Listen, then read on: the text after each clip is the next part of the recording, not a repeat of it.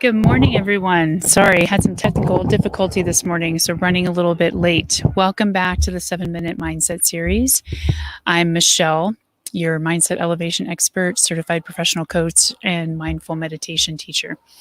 A little bit of change of scenery this morning. Hopefully you can't hear barking dogs in the background too badly, but I changed up my workstation a little bit, so bringing you into the outdoors with me. Today, we're talking more about mindfulness of thoughts and drilling down a little bit more on that. And I want to start with asking you to imagine with me that you have a constant chattering companion by your side, a shadow. And the shadow is always talking to you. Everything that you see, hear, taste, smell, witness, experience, the shadow is always talking to you about it. So imagining the shadow, this chattering companion, always saying things to you like, "Why did you do that? That was stupid." Or, "Wow, you're really awesome. You're prettier than she is. You're uglier than he is. What kind of shoes is she wearing? You look fat today. You really shouldn't have said that. Man, it sucks outside. It's rainy. It's cold. It's bitter. It's too hot. I don't like the taste of that. I don't like the way that she sounds. I don't like that music. I don't like that song. I don't like that bird that just flew by. I don't like the sound of those barking dogs." Constant. And if you remember yesterday, we talked about the waterfall of thoughts. That's the same waterfall, that constant chattering companion. And the thing is, just like a shadow, that never leaves you, because we can't turn off our thoughts.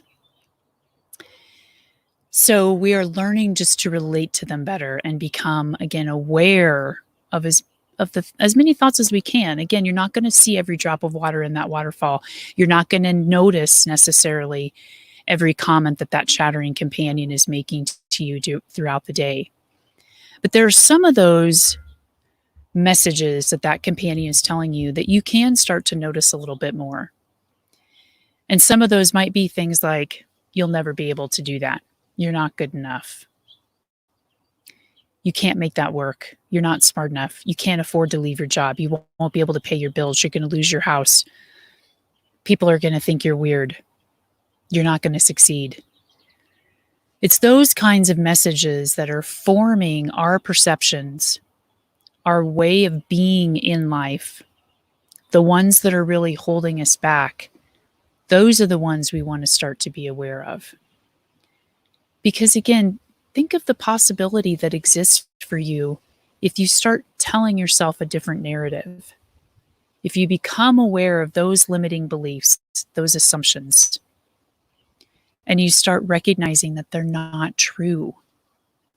They're not true. And we see evidence of that in everybody around us. Look at all of the great spiritual leaders, thought leaders, civil rights leaders, writers, artists, all of them plagued by those same shadow thoughts, that same chattering companion. In fact, John Steinbeck in the 1930s, when he was writing The Grapes of Wrath, he wrote in a journal entry, "I am assailed by my own ignorance and inability. Sometimes I seem to do a little good piece of work, but when it is done, it slides into mediocrity." John Steinbeck, one of the greatest writers of our time. What if he had bought into those thoughts? What if he'd never written Grapes of Wrath? What if all the great spiritual leaders had really bought into the notion that I can't do this, I'm not strong enough, I'll never convince enough people, I'll never get enough support? What if they had believed that chattering companion, that shadow? Look what our world would be deprived of. So what are you depriving the world of by buying into those thoughts? Yeah, you might be asking, well, what about the thoughts that when I think I'm awesome or I'm pretty? Those are beautiful. Those may actually serve you. I would like to point out, though, that even those aren't true.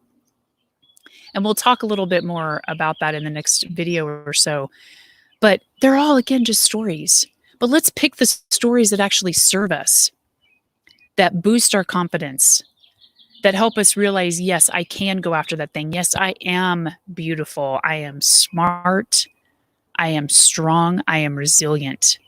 Those are the stories that when you believe those, when you use those to your advantage, then you can write your own great novel.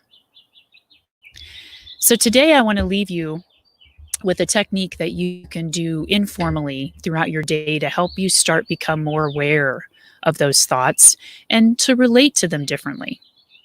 And it's called the stop technique. The S stands for just slow your roll.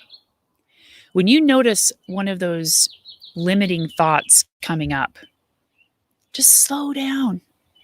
See what's going on in the moment. Just slow down. And then T, take a moment, take a breath. And O, observe. Observe what's coming up for you in the body. So, for example, when you're having a thought that I'm not good enough, I'll never be able to pull that off, I can't quit my job, slow your roll, take a moment, observe what's coming up for you in the body. What is that thought allowing you to feel in the body, and what does that feel like? And then P, pause and proceed. And maybe you'll proceed like you normally would have. Maybe you'll start to think, I don't have to believe that thought. What's something else I could believe that's more empowering than that thought? And that may not change in an instant. These are conditionings that we are unraveling slowly, that we have had all of our life. So it's going to take some time. It's not a quick fix.